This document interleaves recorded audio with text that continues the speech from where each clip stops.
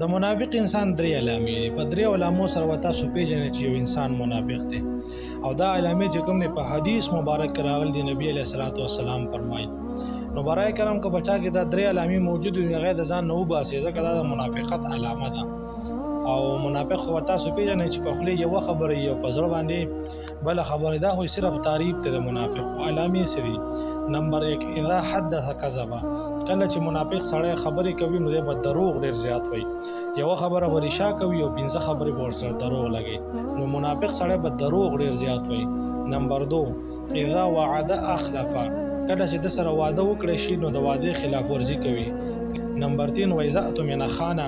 کله چې منافق سړی له سیز ورکړي شي چې دا امانت ځان سره کیده، نو هغه به هغې کې خیانت کوي، یا به هغه څیز چې کوم دی لګوي یا به هغه ضایع کوي، څه طریقه به ورسره کوي، خو د امانت په خیال نه ساتي، یعنې د امانت به خیانت کوي.